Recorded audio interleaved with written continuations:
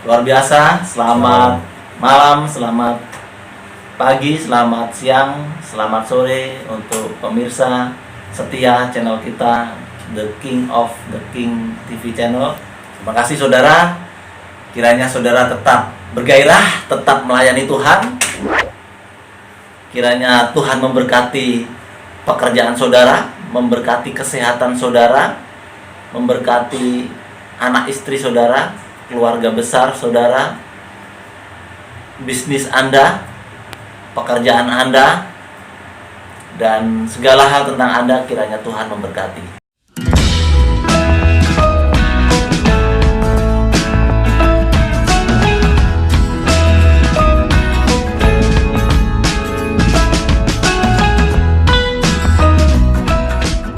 Terima kasih. Jumpa lagi dengan kita. Pada saat hari ini kita akan langsung mereview dalam beberapa hari terakhir Bang Luga Tambunan telah debat dengan berdialog dengan Bang siapa? Franky Chandra dari pihak Muslim.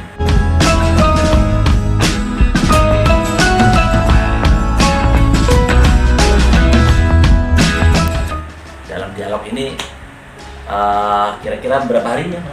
3 hari ya? Iya. 3 hari yang lalu. Oke, Bang Luga, silakan. Bagaimana ceritanya? Ya, kemarin kan saya masih banyak melihat ketidakmengertian umat muslim di kolom komentar, karena mungkin perlu dijelaskan lagi. Memang kita Ya. perlu menjelaskan lagi secara berulang-ulang kepada saudara kita muslim ini Ya. bahwa bagaimana sih kok saya orang Kristen ini bisa percaya kepada Yesus sebagai Tuhan, ya kan? Ya. Kan perdebatan ini kan sudah lama, sudah ya udah Ya. aku aja udah berdebat sudah hampir 20 tahun. Masa Dan enggak? temanya pun tema lama gitu kan. Temanya kan itu aja. Temanya tema gitu kan. itu aja. Sebenarnya kalau kalian sungguh-sungguh menangkap, jangan terpengaruh oleh yang lain, kalian akan benar percaya bahwa Yesus itu adalah Tuhan. Kemarin itu yang diangkat ayat andalan dari Franky Chandra, itu juga ayat andalan Ustadz Moko Ginta, itu juga ayat andalan dari para pendebat, yaitu Yohanes 17 ayat 3. Percayalah engkau kepada Allah, satu-satunya Allah yang benar. Satu-satunya Allah yang benar. Mereka menekankan di satu-satunya Allah yang benar. Gitu. Satu-satunya Allah yang benar, dan kepada Yesus Kristus yang kau utus. Iya. Jadi kalau satu-satunya Allah yang benar, memang sangat apa ya? Sangat cocok sekali untuk Allah Subhanahu wa taala. Walaupun itu bukan tertulis di Al-Qur'an, itu kan tertulis di Alkitab. Jadi satu-satunya Allah yang benar, Allahu Akbar, takbir gitu kan. Dan kepada Yesus Kristus yang kau utus. Ayo loh, gitu kan. Udah jelas. Yesus Nabi gitu. Jadi itulah letak apa ya? Letak ketidakmengertian umat muslim memahami Alkitab, letaknya di situ. Satu-satunya Allah yang benar dicocokkan dengan Allah Subhanahu wa taala dan Yesus Kristus yang kau utus. Padahal kan Yesus Kristus yang kau utus kan tidak ada di situ kata nabi, tapi karena Yesus Kristus yang kau utus, wah kesempatan nih, ada utusan, ya kan? Utusan, kesempatan dalam kesempitan, ditambahin nabi plus nabi, matilah dia. Padahal kan di situ dikatakan betul satu-satunya Allah yang benar dan kepada Yesus Kristus yang kau utus. Stop, Yesus Kristus yang kau utus, ditambahin nama mereka, ditambahin apa yang nggak perlu ditambahin. Berarti kalau Yesus diutus berarti nabi. Itulah, disitulah salah mereka. Padahal kalau kita telusuri, betul, percayalah kepadanya engkau satu-satunya Allah yang benar dan kepada Yesus Kristus yang kau utus. Nah, Yesus Kristus yang diutus ini diutus sebagai apa? Ya. Sebagai raja.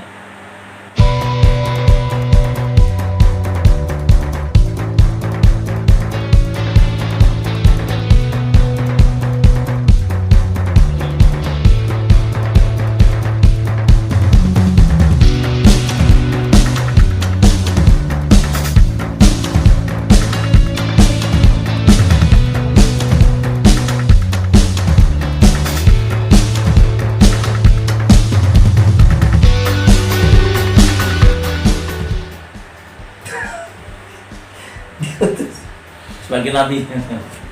Makanya jangan baca satu-satu ayat, semua juga kalau dibaca satu-satu ayat ya jadi apapun, jangankan sebagai nabi, suka-suka kalian juga bisa diutus sebagai tukang songai juga bisa. Kalau kita potong satu-satu ayat. Tetapi lihat di sini, aku berkata kepadamu sesungguhnya di antara orang yang hadir ada di situ tidak akan mati sebelum mereka melihat Anak Manusia datang sebagai raja dalam kerajaannya. Sebagai raja dalam kerajaan. Jadi Allah mengutus anaknya yang tunggal, tuh beda lagi kan? Tapi mereka langsung mengartikan Yohanes 17 tadi kan satu-satunya Allah yang benar. Ih, Allah Subhanahu wa taala dong, katanya kan. Dengan dan percaya kepada Yesus Kristus yang kau utus. Nabi dong, jangan langsung di nabi, ini di situ nggak ada nabi tulisnya. Anaknya yang tunggal. Anaknya yang tunggal. Anaknya yang tunggal itu apa? Yohanes 1:14. Firman itu telah menjadi manusia dan diam di antara kita. Kita telah melihat kemuliaannya, yaitu kemuliaan yang diberikan kepadanya sebagai anak tunggal Bapa penuh kasih karunia. Jadi anak yang tunggal itu adalah Firman. Itu. Terus Yohanes 3:16. Yohanes 3 ayat 17. Sebab Allah mengutus anaknya ke dalam dunia bukan untuk menghakimi dunia, melainkan untuk menyelamatkannya. Jadi Allah mengutus Yesus anaknya, bukan nabi. Anaknya yang tunggal itu Firman.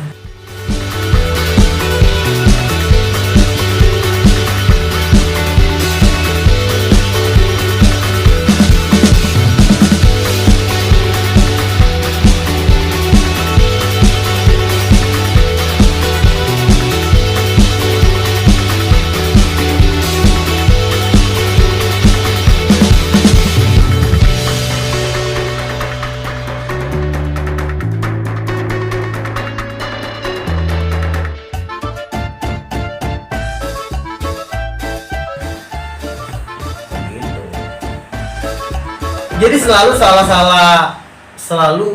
membaca ayat itu selalu dipotongnya nggak bisa seperti itu baca Alkitab. Yeah. Apalagi kalian mencopot Alkitab, bukan kalian mencopot Al-Quran. Satu-satunya Allah yang benar dan Yesus yang kau utus gitu kan. Jadi artinya mereka harus mengenal Allah yang benar. Yesus Kristus yang kau utus, ya Yesus dan Bapa kan adalah satu. Berarti sama juga dengan Yesus berkata, percayalah engkau kepadaku dan kepada Bapa, karena aku dan Bapa adalah satu. Percaya kepada satu-satunya Allah yang benar melalui Tuhan Yesus. Ya, Tuhan Yesus bukan Nabi. Ya. Makanya disebut Yesus itu Raja. Kenapa Yesus itu Raja? Orang Muslim kan sangat tidak mau membahas Yesus itu Raja. Kenapa? Kalau mereka udah bahas itu udah kejepit, udah nggak bisa lari kemana-mana lagi. Ya. Raja dengan Nabi beda nggak? Bisa dibedain nggak? Anak TK juga bisa ngebedain Raja sama Nabi. Raja itu punya tentara. Raja itu berkuasa memutuskan. Raja itu pemilik. Nabi itu hamba. Nabi itu pelayan. Nabi itu utusan. Nabi itu nggak punya kekuasaan. Hanya diutus oleh siapa yang mengutus dia. Nah kalau raja itu punya tahta, duduk di atas tahta. Dia berhak potong kepala orang kalau dia mau. Itulah raja. Nah Yesus berkata, aku diutus oleh Allah sebagai raja. Kenapa dia sebagai raja? Karena dia adalah firman itu. Karena kalau dia bukan firman, dia nggak akan ngaku raja. Firman itu kan satu dengan pemilik firman. Firman itu adalah keluar dari mulut Bapa, berarti hati Bapa, berarti hati itu pemilik. Firman itu owner. Ya. Makanya dia bilang dia raja. Karena kenapa Yesus berkata aku raja? Karena dia satu dengan Bapa. Karena semua yang dimiliki oleh Bapa dimiliki oleh Yesus, karena Yesus itu adalah firman Bapa. Jadi jangan langsung karena Yesus diutus, nah, udah kesempatan mereka menabi-nabikan Yesus gitu. Padahal kalau saya sih pribadi berpendapat satu-satunya Allah yang benar itu seperti apa ini? Seperti apa? Bisa nggak diterjemahkan Allah dengan asumsi-asumsi manusia? Kita menerjemahkan Allah dengan asumsi-asumsi pola pikir kita, sedangkan Allah itu kan tidak terselami gitu kan. Jadi kita menyelami Allah dengan otak kita yang terbatas, ya tidak akan ketemu, nggak akan ketemu Allah. Makanya Tuhan berkata, akulah jalan gitu. Jadi kalau pengen mempelajari Allah, ya harus mempelajari Yesus. Itu mutlak. Kalau tidak ketemu sama jalannya, akulah jalan dan kebenaran dan hidup. Nggak nyampe, nggak ketemu.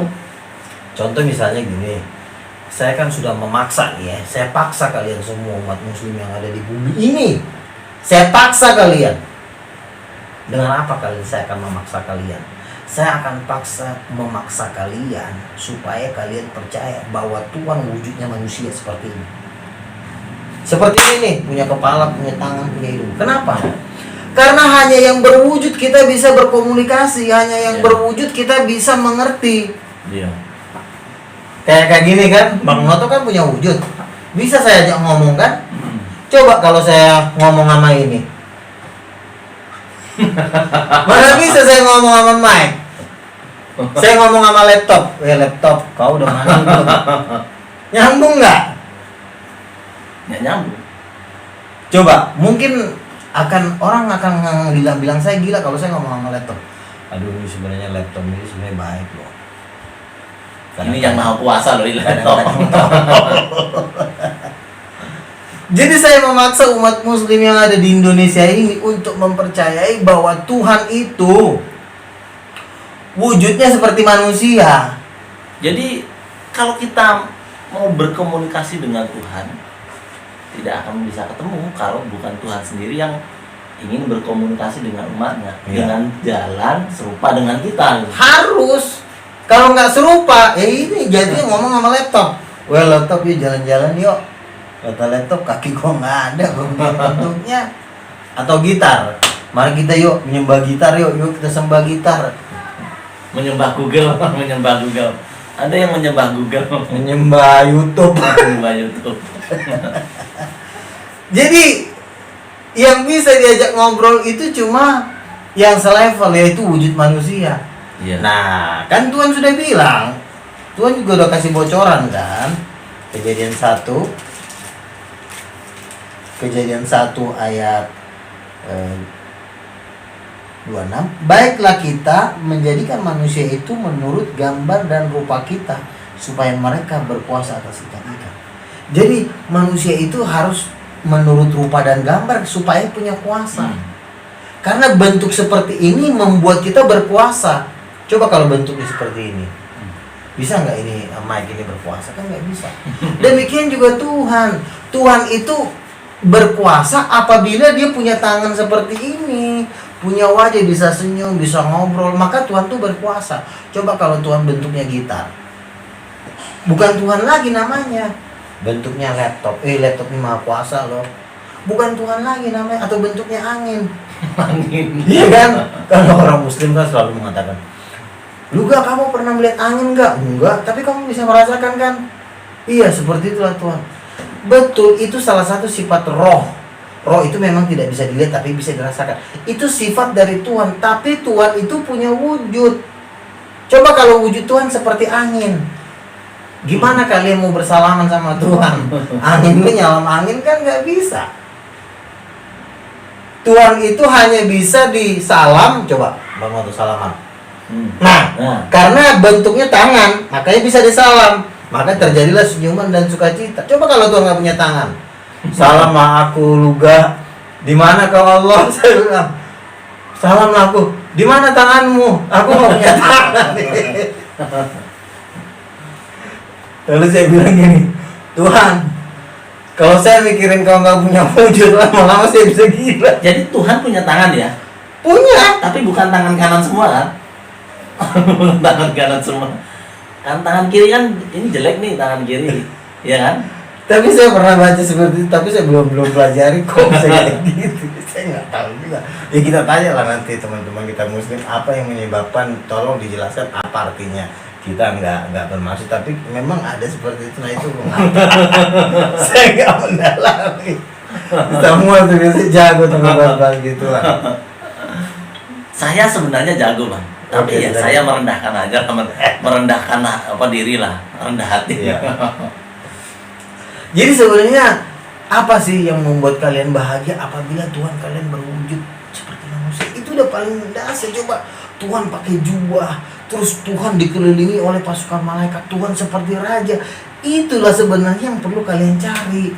Bukan Tuhan yang berada di awang-awang.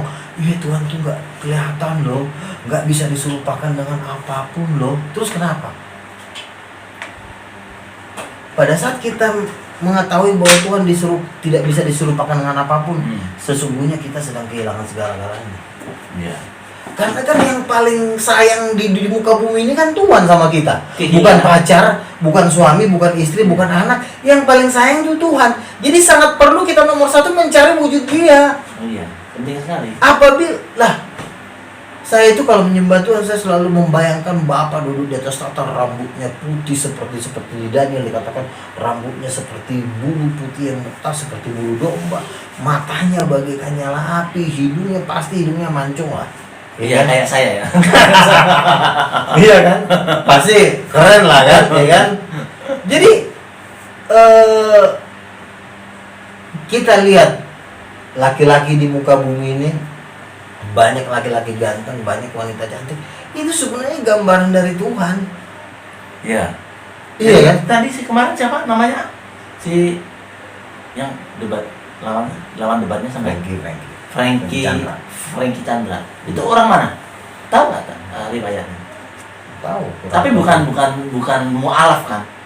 Asli Muslim. Muslim kayaknya. Asli Muslim, bukan seperti si Aristo ya. Iya. Kalau Aristo kan dari Kristen mualaf seperti itu. Iya. Kalau si Frankie Chandra ini asli Muslim ya. Iya, Muslim. Ya. Jadi tidak punya latar belakang Kristen ya. Iya. Oke. Pemirsa, menarik sekali. 3 hari yang lalu saya tidak sempat mantau karena saya juga sibuk persiapan, saya juga debat juga. Dia mulai melebarkan sayap. Sebenarnya bukan melebarkan sayap kan, terjun di dunia debat di FB saya cenderung dengan akun asli gitu kan. Iya. Jadi udah lama juga. Iya. Ada sekitar Sama-sama debat, sama-sama debat kita ini, ya. sebenarnya. Tapi hari-hari ini saya udah 3 kali tampil di Geraha Mu'alaf gitu kan. 3 kali debat di Geraha Mu'alaf. Sebenarnya 4 kali ya, sudah 4 kali. Yang satu via Zoom waktu itu. Iya. Zoom. Jadi yang Zoom ini saya nggak ke record yang sebelah mana nih. Saya belum pernah ngecek. Gitu. Nggak ada. Fokus doang. Itu saya ngomong. Kan nggak masuk akal kan. Nah makanya karena kita nyata, Tuhan pun harus nyata. Kalau kita nyata, Tuhan nggak nyata, jatuhnya lo mimpi. Iya. Menghayal udah. Menghayal. Gitu. Di pengadilan manapun lo pasti kalah. Kalau pasti. Iya. Hakim bilang begini, mana dia orangnya? Dia nggak kelihatan, Pak. Apanya yang nggak kelihatan? Ya dianya. Lah, kan kamu bilang dia orangnya baik. Tidak bisa dijadikan barang bukti.